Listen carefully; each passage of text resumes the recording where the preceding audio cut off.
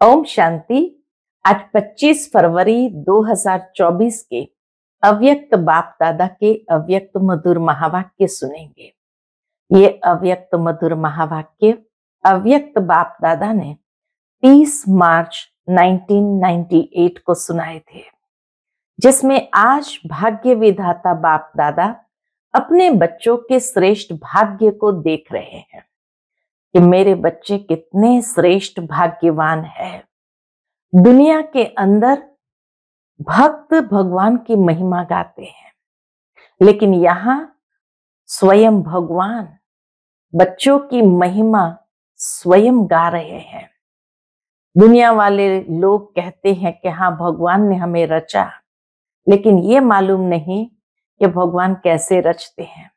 और यहाँ छोटा बच्चा होगा, वो भी कहेगा कि भगवान ने हमें कैसे रचा, कि शिव बाबा ने ब्रह्मा मुख के द्वारा हम बच्चों को रचा है। तो इतनी सहजता से बाप को भी जानते और रचना कैसे हुई वह भी जानते हैं। तो बाबा कहे, आप सभी इतना स्वयं में फलक से और निश्चय से ये अनुभव करते हो कि ये बाप हमारा बाप भी है, टीचर भी है और सतगुरु भी है। बाप के रूप में सर्वप्रथम हम बच्चों की परमात्मा पालना हो रही है। परमात्मा पिता है, तो पिता के रूप में परमात्मा पालना को अनुभव कर रहे हैं। सारे कल्प में, इस ब्राह्मण जन्म में ही बाबा कहे, आप बच्चों को ये अनुभव प्राप्त है परमात्मा पालना का। जिस परमात्मा पालना में आत्मा को सर्व प्राप्ति स्वरूप का अनुभव होता है, हर प्रकार का वर्षा खजाना सब कुछ अनुभव होता है। और दूसरा बाबा कहे, परमात्मा प्यार सर्व संबंधों का अनुभव कराता। तो परमात्मा पालना और परमात्मा प्यार दोनों ही हमें इस समय प्राप्त होता है। ये अनुभव ऐसा है जो बाबा कहे, देह भान को भुला देता, अनेक स्वार्थ भरे प्यार को भी भुला देता। ऐसे परमात्मा पालना और प्यार के अंदर पलने वाली श्रेष्ठ भाग्यवान आत्माएं हैं।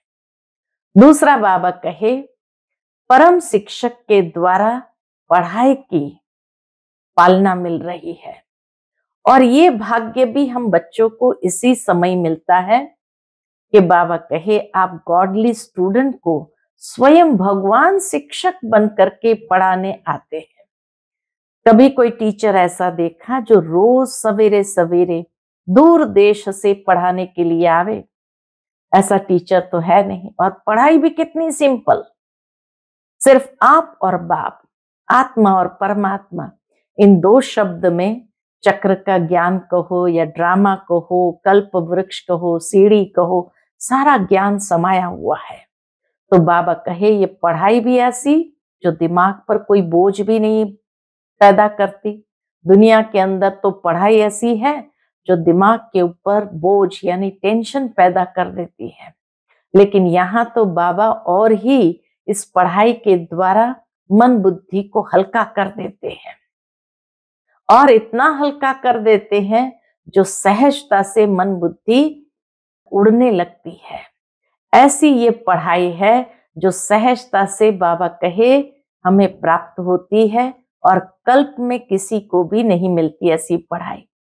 फिर सतगुरु के द्वारा श्रीमत ऐसी मिलती है जो सदा के लिए, जो मन के अंदर क्वेश्चन है, क्या करूं, कैसे करूं, ऐसे करूं, वैसे करूं, तो उसका जवाब एक ही बात में, फॉलो फादर। बस फॉलो फादर किया, कैसे ब्रह्मा बाबा ने किया, तो सामने जवाब आ जाता है। तो बाबा कहे, साकार में कर्म में ब्रह्मा बाप को फॉलो करो, और स्थिति में निराकार शिव बाप को फॉलो करो। और फिर सतगुरु के रूप में वरदान भी हमें रोज मिलते हैं। बाबा कहे, दुनिया के अंदर कोई गुरु होगा, कितने वरदान देंगे? एक देंगे, मैक्सिमम 10 देंगे, उससे आगे तो नहीं देंगे। लेकिन ये बाबा हमें कितने वरदान देते हैं। तो इसीलिए सब बच्चे भी भाग भाग करके उस सतगुरु से वरदान प्राप्त करने के लिए सामने आते हैं।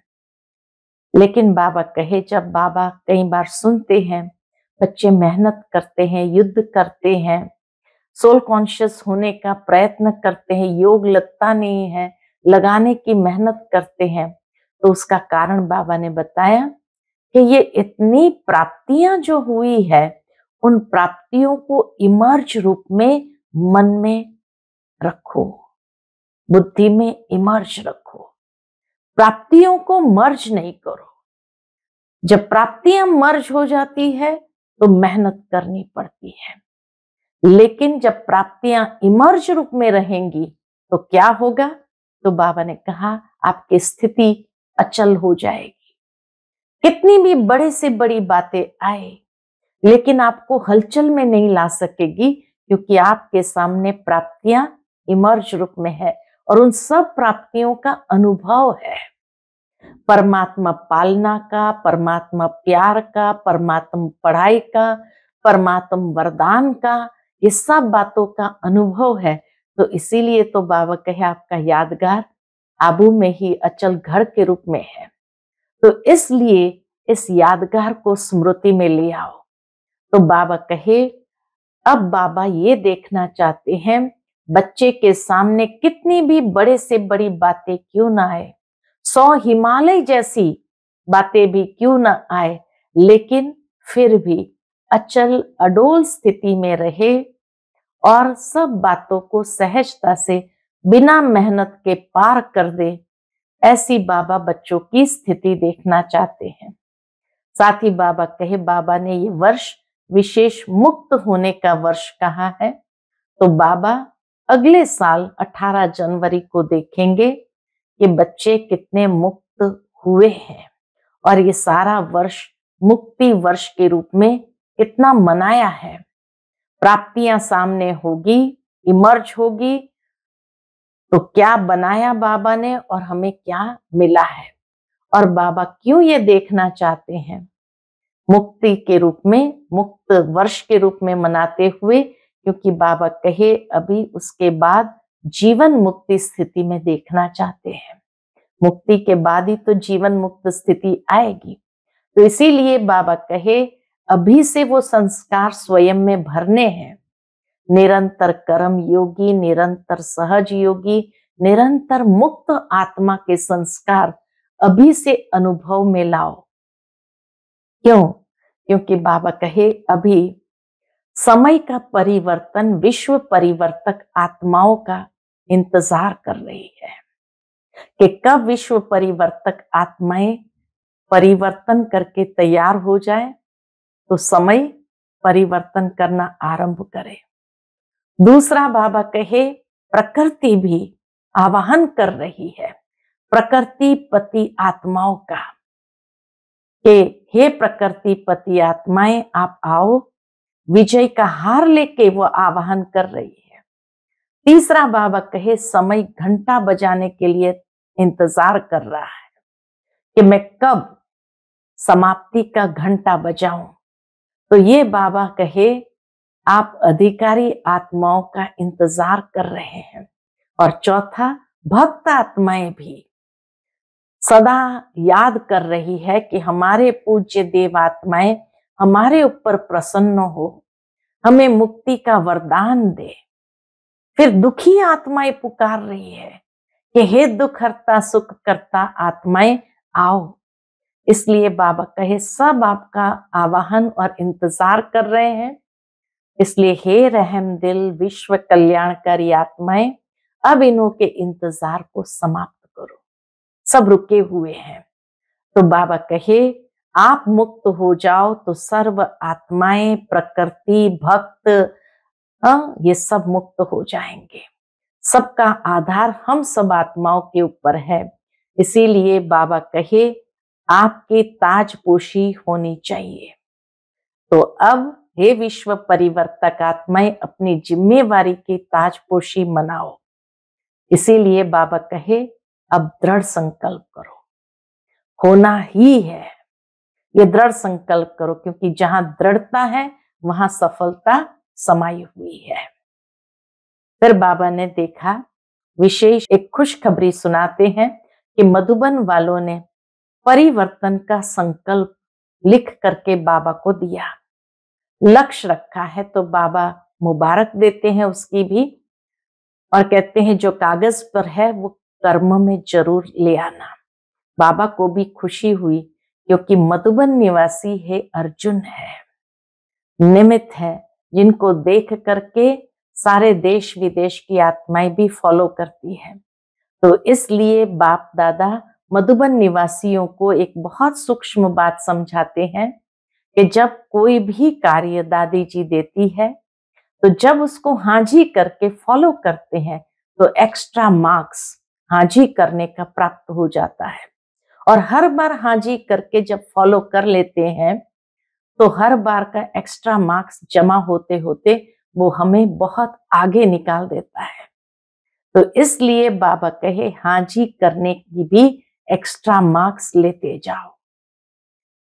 तो इस तरह से बाबा ने बच्चों को परिवर्तन का दृढ़ संकल्प करने की भी मुबारक दी, और बाबा ने कहा प्रत्यक्ष करने का मधुबन ही क्या हो जाता है, शीश महल बन जाता है। तो सुनते हैं आज के बाबा के अनमोल मधुर महावाक्य। ये अव्यक्त मधुर महावाक्य अव्यक्त बाप दादा ने 30 मार्च 1998 को सुनाए थे। आज की मुरली का टाइटल है सर्व प्राप्तियों की स्मृति इमर्ज कर अचल स्थिति का अनुभव करो और जीवन मुक्त बनो। आज भाग्य विधाता बाप अपने विश्व में सर्वश्रेष्ठ भाग्यवान बच्चों को देख रहे हैं। आज भाग्य विधाता बाबा सभी भाग्यवान बच्चों को देख रहे हैं। हर बच्चे के भाग्य की महिमा स्वयं भगवान गा रहे हैं। बाप की महिमा तो आत्माएं गाती है, लेकिन आप बच्चों की महिमा स्वयं बाप करते हैं। कितनी ये भाग्य की बात है। सारी दुनिया जिस परमात्मा की महिमा गाती है, वो परमात्मा स्वयं बच्चों की महिमा गा रहे हैं। ऐसे कभी स्वप्न में भी सोचा कि हमारा इतना श्रेष्ठ भाग्य बना हुआ है? लेकिन बना हुआ था, बन गया। कल्प पहले भी बना हुआ था और फिर बन गया।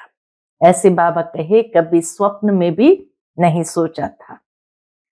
दुनिया के लोग कहते हैं भगवान ने हमको रचा, लेकिन न भगवान का पता न रचना का पता है। सिर्फ कह देते हैं भगवान ने हमको रचा, लेकिन न भगवान का पता है न रचना का पता है। आप हर एक भाग्यवान बच्चा अनुभव और फकूर से कहते हो, अनुभव और फकूर से कहते हो कि हम शिववंशी ब्रह्मा कुमार ब्रह्मा कुमारियां हैं। ये खाली कहने मात्र नहीं कहते, लेकिन अनुभव और फकूर माना उस नशे से कहते हैं कि हम शिववंशी ब्रह्मा कुमार ब्रह्मा कुमारियां हैं। हमको मालूम है कि हमें बाप दादा ने कैसे रचा। चाहे छोटा बच्चा है, चाहे बुजुर्ग पांडव है, शक्तियां हैं, किसी से भी पूछेंगे आपका बाप कौन है तो क्या कहेंगे? बाबा कहे छोटे बच्चे से भी पूछो कि आपका बाप कौन है तो क्या कहेंगे? फलक से कहेंगे। बाबा कहे उस नशे से कहेंगे, फलक से कहेंगे ना कि हमको शिव बाप ने ब्रह्मा बाप द्वारा रचा, इसलिए हम भगवान के बच्चे हैं। भगवान से डायरेक्ट मिलते हैं।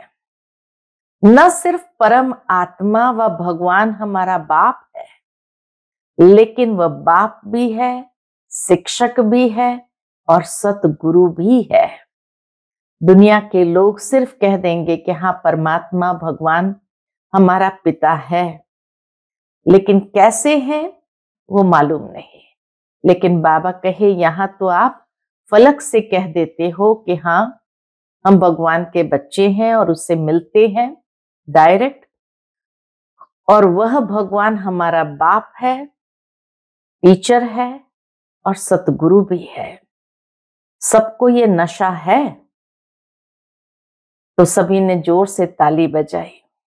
तो बाबा कहे एक हाथ की ताली बजाना, अभी यह भी एक्सरसाइज बुजुर्गों को सिखानी पड़ेगी।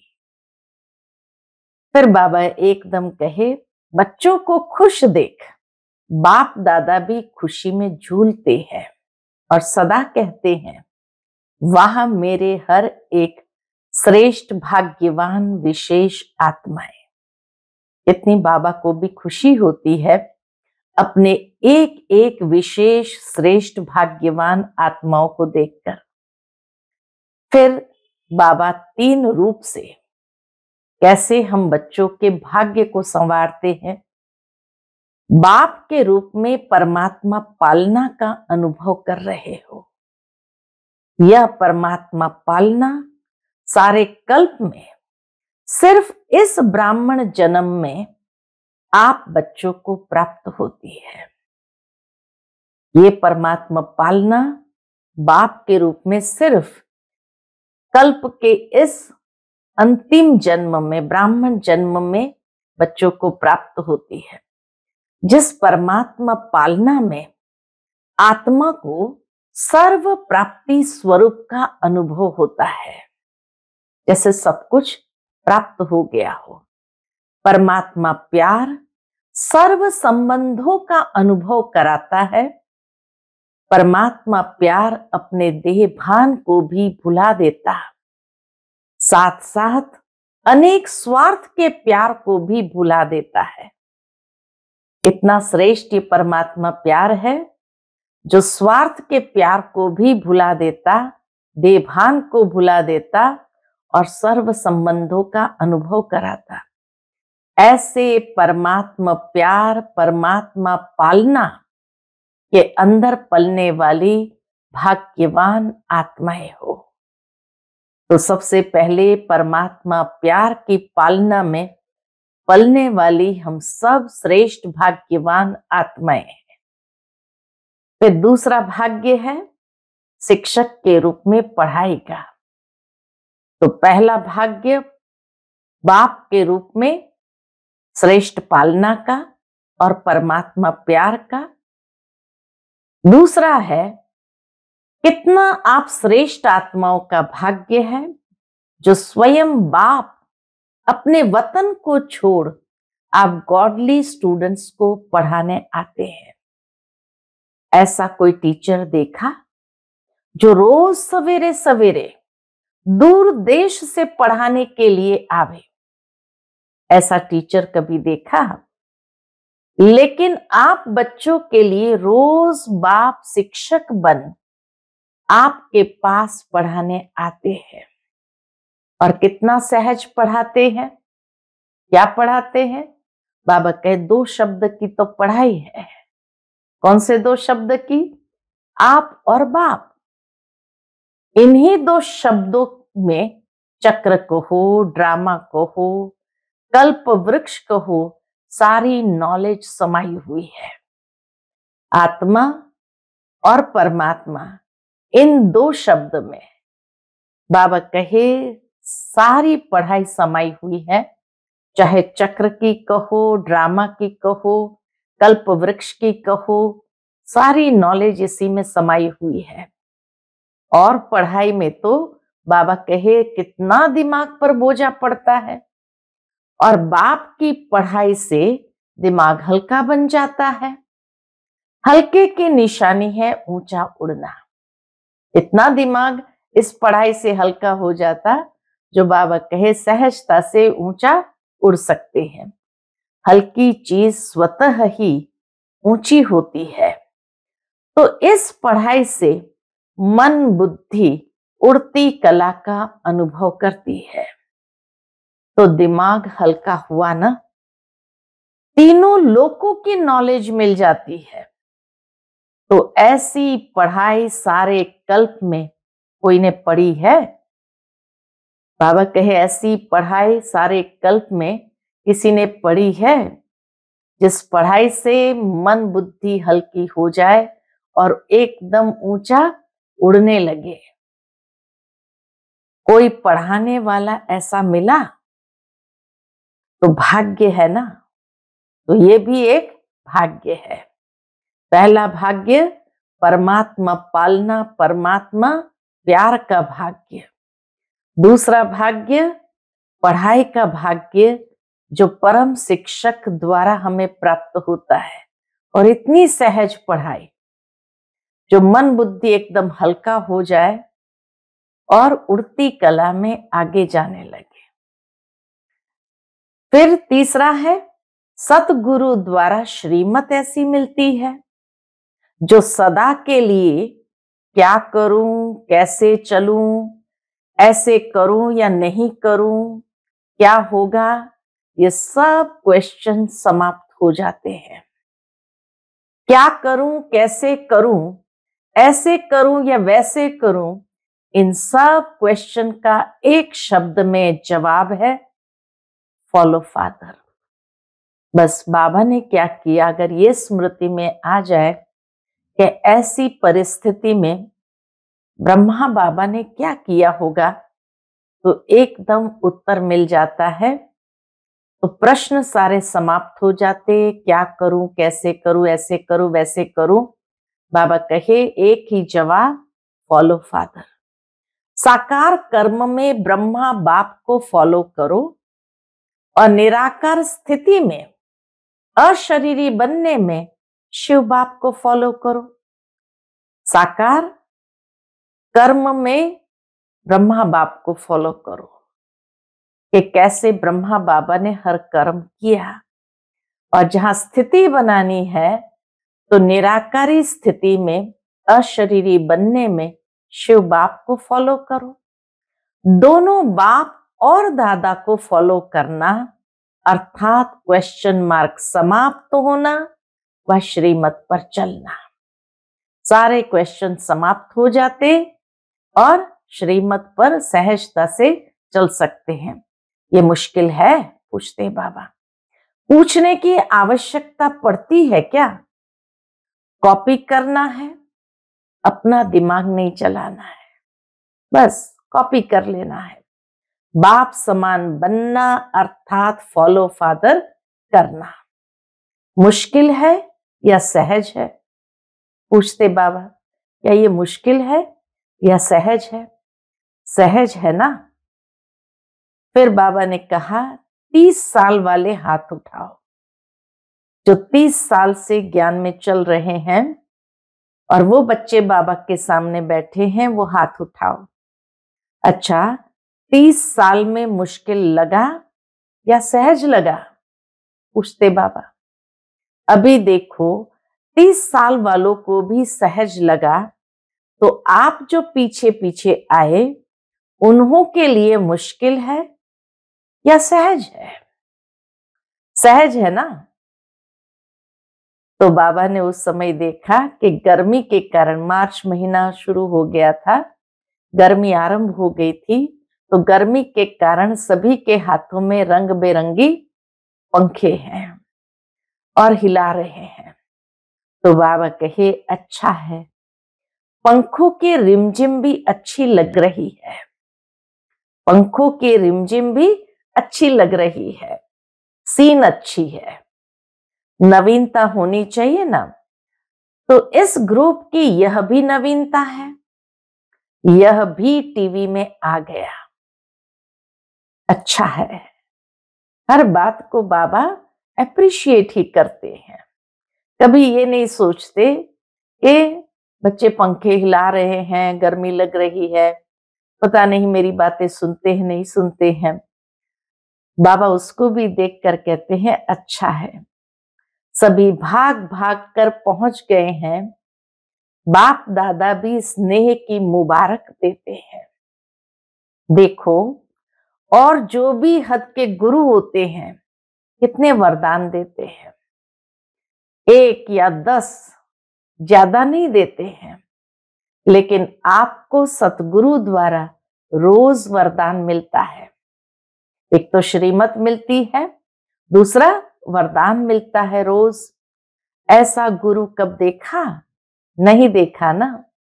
आप लोगों ने ही देखा, लेकिन कल्प कल्प देखा। तो सदा अपने भाग्य की प्राप्तियों को सामने रखो। बस हमें सहज पुरुषार्थ कैसे कर देना है अपना, उसकी विधि बाबा बताते हैं कि सदा अपने भाग्य की प्राप्तियों को सामने रखो। सिर्फ बुद्धि में मर्ज नहीं रखो, इमर्ज करो। मर्ज रखने के संस्कार को बदलकर इमर्ज करो। भाग्य के प्राप्तियों को इमर्ज रूप में बुद्धि में रखो। अपनी प्राप्तियों की लिस्ट सदा बुद्धि में इमर्ज रखो। जब प्राप्तियों की लिस्ट इमर्ज होगी तो क्या होगा? तो किसी भी प्रकार का विघ्न वार नहीं करेगा। प्राप्तियों की लिस्ट सामने होंगी तो उसे खुशी होगी, तो कोई भी विघ्न वार नहीं करेगा। वह मर्ज हो जाएगा और प्राप्तियां इमर्ज रूप में रहेगी। विघ्न मर्ज हो जाएगा और प्राप्तियां इमर्ज रूप में रहेगी। बाप दादा जब सुनते हैं कि आज किसी भी कारण से कोई बच्चे मेहनत करते हैं, युद्ध करते हैं, योग लगाने चाहते लेकिन लगता नहीं है, सोल कॉन्शियस के बदले बॉडी कॉन्शियस में आ जाते हैं, तो बाप दादा को अच्छा नहीं लगता है। जब बाबा ये बात सुनते हैं, देखते हैं, तो बाप दादा को अच्छा नहीं लगता है। और उसका कारण क्या है? तो बाबा कहे कारण क्या? अपने भाग्य की प्राप्तियां इमर्ज नहीं रहती, इसीलिए मेहनत करनी पड़ती, युद्ध करनी पड़ती है, योग नहीं लगता है, सोल कॉन्शियस नहीं बनते हैं। तो बाबा कहे कारण है अपने भाग्य की प्राप्तियां इमर्ज नहीं रहती, मर्ज रहती है। फिर जब कोई याद दिलाता है तो सोचने लगते हैं होना तो ऐसे चाहिए। हाँ, बात बराबर है, होना तो ऐसे चाहिए। इसलिए बहुत सहज पुरुषार्थ बाबा एकदम सरल और सहज कर देते हैं। इसलिए बहुत सहज पुरुषार्थ या प्राप्तियों को इमर्ज रखो। जब से ब्राह्मण बने तब से अपने भाग्य को स्मृति में रखो। हलचल में नहीं आओ, अचल बनो, क्योंकि यहां आबू में यादगार क्या है? अचल घर है या हलचल घर है? अचल घर है ना। ये किसका यादगार है? आपका यादगार है ना। तो जब भी कोई सूक्ष्म पुरुषार्थ का मार्ग मुश्किल लगे, बुद्धि ज्यादा हलचल में हो, तो अपने यादगार को स्मृति में लाओ। बाबा कहे ये यादगार को स्मृति में लाओ और अचल रहना है। इस स्वमान को जागृत करो और उसके लिए प्राप्तियों की लिस्ट को सामने रखो। कई बार बच्चे ज्ञान की पॉइंट बोलते भी है कि मैं आत्मा हूं, ड्रामा है, ये तो विघ्न है, ये तो साइड सीन है। बोलते भी है, माना अंदर में समझते भी है, लेकिन हिलते भी रहते हैं। विघ्न को देखकर, साइड सीन को देखकर हिलते भी रहते, हिलते हिलते बोलते हैं। क्या करते बच्चे? हिलते हिलते बोलते रहते। जब ऐसी बुद्धि बन जाए तो अचल नहीं हो सकते। बाबा कहे जब ऐसी बुद्धि बन जाए तो अचल नहीं हो सके। तो मधुबन का अचल घर याद रखो। यह तो स्थूल चीज है ना, सूक्ष्म तो नहीं है, आंखों से देखने की चीज है।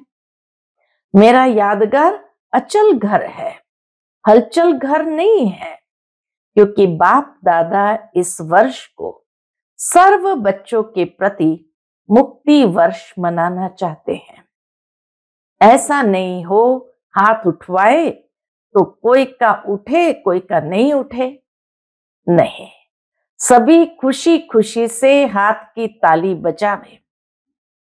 सभी ने ताली बजाई तो बाबा कहे चलो अभी बजा दी तो ठीक है, लेकिन ऐसे ही बाप दादा इस वर्ष के समाप्ति में इतनी जोर से ताली बजाते देखे कि हर एक बच्चे इतनी जोर से अपने ताली बजाते देखे, अर्थात अपने भाग्य की स्मृति सामने ले आए, प्राप्तियों की लिस्ट को सामने ले आए और सदा अचल अडोल स्थिति में हो।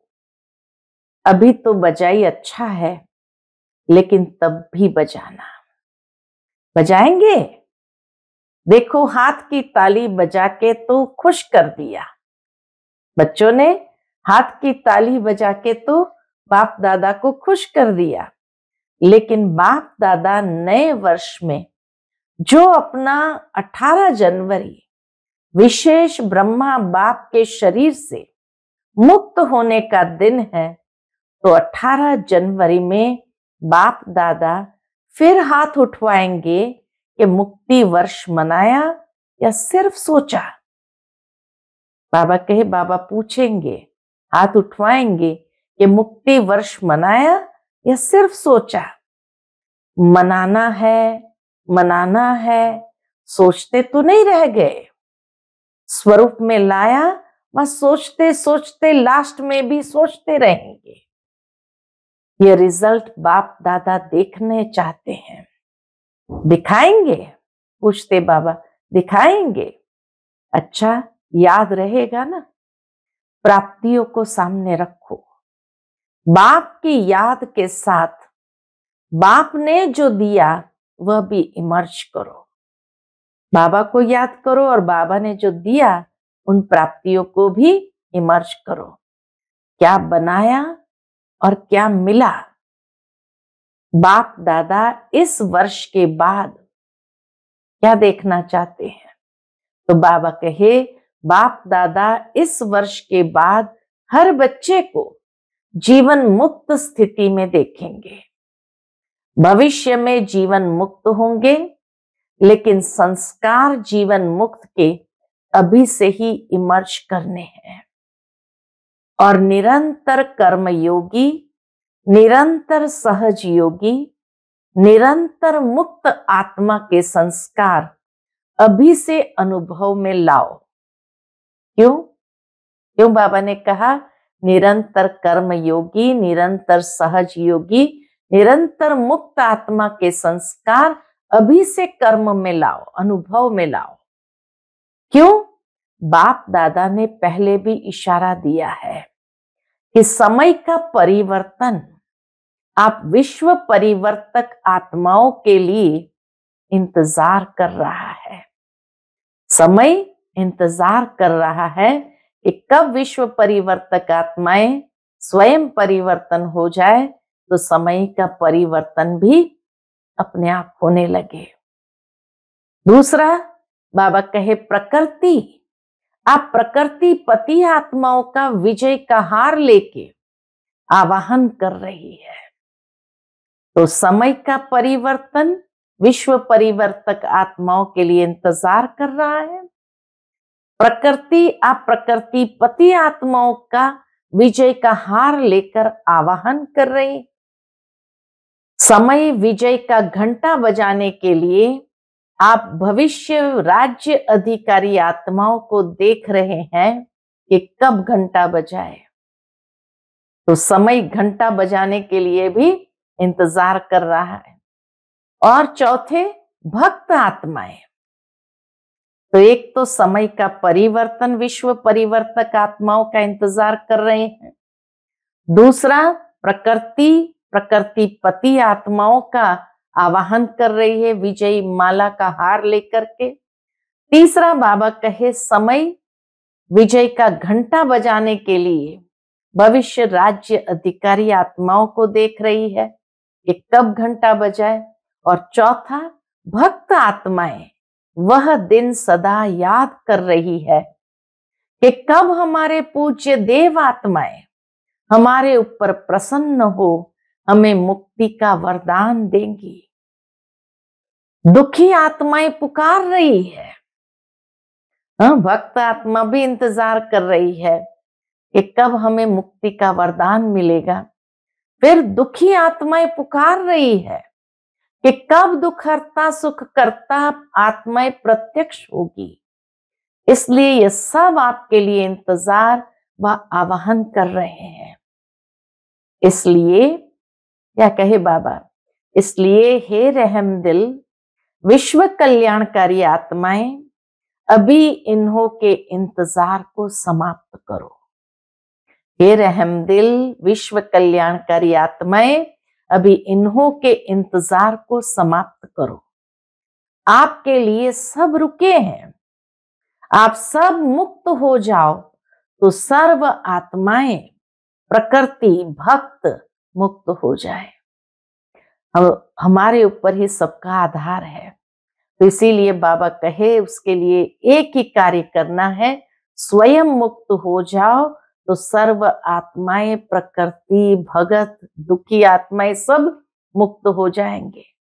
तो मुक्त बनो, मुक्ति का दान देने वाले मास्टर दाता बनो। अभी विश्व परिवर्तन की जिम्मेवारी के ताजदारी आत्माएं बनो।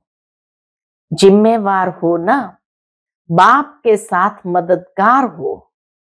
क्या आपको रहम नहीं आता? पूछते बाबा, क्या आपको रहम नहीं आता? दिल में दुख के विलाप महसूस नहीं होते? हे विश्व परिवर्तक आत्माएं, अभी अपनी जिम्मेवारी की ताजपोशी मनाओ। अभी अपने जिम्मेवारी की ताजपोशी मनाओ। बाप दादा ने पहले भी कहा, क्या कहा है? 100 हिमालय जितने बड़े से बड़े विघ्न भी आ जाए तो भी हटेंगे नहीं, हार नहीं खाएंगे, ताजपोशी मुक्ति वर्ष अवश्य मनाएंगे। समझा? बाबा कहे 100 हिमालय जितने बड़े से बड़े विघ्न भी आ जाए तो भी हटेंगे नहीं, हार नहीं खाएंगे और ताजपोशी मुक्ति वर्ष अवश्य मनाएंगे। बाप दादा रोज चार्ट देखेगा। ऐसे नहीं यहां से जाओ तो ट्रेन में ही कहो पता नहीं क्या हो गया, घर में गए तो बगुले और हंस की लड़ाई लग गई। ऐसे नहीं कहना ये हो गया, ये हो गया, ये नहीं सुनेंगे। बाप दादा ये बात नहीं सुनेंगे। आपके पत्र वेस्ट पेपर बॉक्स में डालेंगे। अगर ऐसे पत्र लिखेंगे भी तो बाबा कहे उसको वेस्ट पेपर बॉक्स में डालेंगे, सुनेंगे नहीं। दृढ़ संकल्प करो। इसलिए बाबा कहते बच्चे दृढ़ संकल्प करो, होना ही है। विजयी मुक्ति वर्ष होना ही है, मुक्त होना ही है। जहां दृढ़ता है वहां सफलता नहीं हो, असंभव है। तो सभी दृढ़ संकल्प वाले हो ना। टीचर्स हाथ उठाओ। बाबा के सामने टीचर्स बैठे थे तो बाबा कहे टीचर्स हाथ उठाओ। टीचर्स बहुत है, सारे सेंटर्स खाली करके आए हैं क्या? फिर बाबा कहे देखो एक खुशखबरी सुनाते हैं। उस वर्ष मधुबन वालों ने विशेष बाबा को पत्र लिखा था, तो इसीलिए बाबा वो खुशखबरी सुनाते हैं। देखो एक खुशखबरी सुनाते हैं। बाप दादा ने देखा, अभी देखा है, सुना है कि सर्व मधुबन वालों ने अपने परिवर्तन का लक्ष्य बहुत अच्छा रखा है। दादी जी ने बाप दादा को सुनाया कि सभी मधुबन वालों ने परिवर्तन का लक्ष्य बहुत अच्छा रखा है। लक्षण तो देखेंगे लेकिन लक्ष्य बहुत अच्छा रखा है। तो बाबा भी उस बात को अप्रिशिएट करते हैं। अपने में अंतर जो आया है वह भी लिखा है, लेकिन बाप दादा को खुशी है, अंतर आना शुरू हुआ, आगे होता रहेगा और ज्यादा उस लक्ष्य की ओर आगे बढ़ते रहेंगे। लेकिन सभी ने अपने दृढ़ संकल्प का उमंग उत्साह अच्छा दिखाया है। अभी कागज में है, सभी ने लिखा है तो कागज में है, लेकिन कागज में भी पहला कदम तो है। तो बाप दादा को खुशी हुई क्यों? बाबा कहे तो बाप दादा को खुशी हुई क्यों? सारे वर्ल्ड के लिए हे अर्जुन मधुबन निवासी है। हे अर्जुन मधुबन निवासी, अर्जुन अर्थात जो पहला कदम उठाए परिवर्तन का। तो इसीलिए बाप दादा को खुशी हुई कि हे अर्जुन मधुबन निवासियों ने ये कदम उठाया, अपने परिवर्तन का संकल्प लिख करके दिया और अंतर भी महसूस कर रहे हैं। निमित्त मधुबन निवासी है। सेकंड नंबर देश विदेश के निमित्त सेवाधारी टीचर्स है और सर्व सहयोगी साथी सारा परिवार ब्राह्मण आत्माएं हैं। तो मधुबन का नक्शा बाप दादा देखेंगे कि बिल्कुल बदला हुआ दिखाई दे।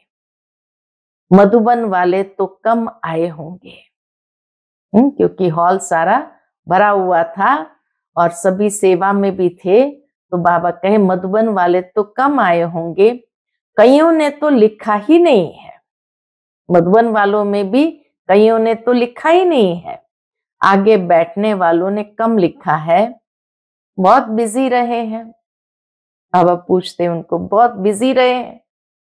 लेकिन जब काम मिलता है, बहुत सूक्ष्म बात यहाँ बाबा समझाना चाहते हैं मधुबन वालों को भी, कि जब काम मिलता है तो लिखने में भी मार्क्स जमा होती है। चलो परिवर्तन नहीं भी कर पाए, लेकिन खाली लिखा तो भी मार्क्स जमा होती है। अगर नहीं लिखा तो मार्क्स एक्स्ट्रा कम हो गई, तो एक्स्ट्रा मार्क्स नहीं मिलेगी, तो नुकसान कर दिया। जो भी डायरेक्शन मिलते हैं डायरेक्ट बाप द्वारा मिलते हैं। ये नहीं कि दादी ने दिया, क्योंकि दादी को भी बाबा की टचिंग होती है, तो इसलिए बाबा कहे डायरेक्ट बाप द्वारा मिलते हैं।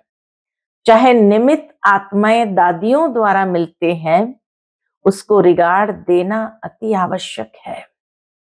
इसमें न बहाना देना, न अलबेलापन करना। आगे के लिए बाप दादा बता देते हैं कि मार्क्स जमा नहीं हुई। अगर दादी ने जो बात सुनाई उसको प्रैक्टिकल कर्म में नहीं लाए तो मार्क्स जमा नहीं हुई। इसलिए इसको महत्व देना अर्थात महान बनना। हल्की बात नहीं करो। बच्चे बड़े चतुर हैं, कहेंगे बाप दादा तो जानते ही है ना। कई लोग इसीलिए नहीं लिखते हैं कि बाप दादा तो जानते ही है ना। जानते तो है, लेकिन कहा क्यों? बाबा ने कहा क्यों? जानते हुए कहा ना। तो ऐसे छुड़ाना नहीं चाहिए। बहुत ऐसे कार्य है छोटे छोटे जिसको हाजी करने में एक्स्ट्रा मार्क्स जमा हो जाती है। तो हाजी किया कोई भी कार्य के लिए तो हाजी करने में भी एक्स्ट्रा मार्क्स जमा हो जाती है।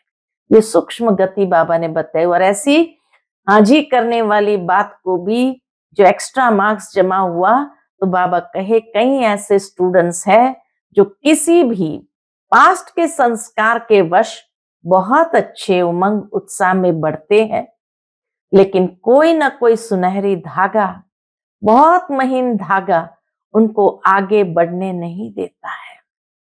वह समझते भी है कि ये महीन धागा रहा हुआ है, लेकिन ही कहेंगे।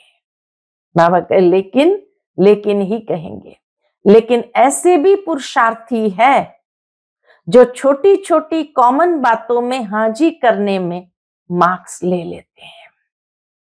ये सूक्ष्म गति कैसे भी मार्क्स ले लेते, जमा कर लेते हैं, और हो सकता है कि वह थोड़ी थोड़ी मार्क्स इकट्ठी होते हुए वह आगे भी निकल सकते हैं। ऐसे भी बाप दादा के पास एग्जाम्पल के रूप में है, इसलिए सहज तरीका है, छोटी छोटी हाजी करने में मार्क्स जमा करते जाओ, कट नहीं करो, जमा करो। बाकी बाप दादा ने देखा मेजॉरिटी ने अपना उमंग उत्साह अच्छा दिखाया है, इसीलिए दृढ़ संकल्प के लिए विशेष उन मधुबन निवासी बच्चों को बाप दादा हाजी करने की मुबारक देते हैं। जिसने हाजी करके परिवर्तन का अपना दृढ़ संकल्प लिख करके दिया, तो बाबा उनको हाजी करने की मुबारक देते हैं, याद प्यार भी दे रहे हैं, लाख लाख गुना याद प्यार दे रहे हैं। क्यों? क्योंकि बाबा कहे मधुबन है बाप दादा के स्वरूप को प्रत्यक्ष करने का शीश महल। मधुबन है बाप दादा के स्वरूप को प्रत्यक्ष करने का शीश महल। तो एक बात की तो खुशी है, अभी कागज में आया हुआ कर्म में लाना ही है, ठीक है ना? अच्छा, मुबारक हो। फिर बाबा एकदम बच्चों को ड्रिल की ओर अटेंशन खिंचवाते हैं और कहते हैं, अभी अगर आप सभी को अचानक डायरेक्शन मिले कि अभी अभी अशरीरी बन जाओ, तो बन सकते हो कि हलचल होगी। क्यों? लास्ट समय का यही अभ्यास पास विथ ऑनर बनाएगा। 1 सेकंड में अशरीरी, यही अभ्यास लास्ट में पास विथ ऑनर बनाएगा। तो अभी बाप दादा भी कहते हैं 1 सेकंड में सब बातों को किनारे कर अशरीरी भव।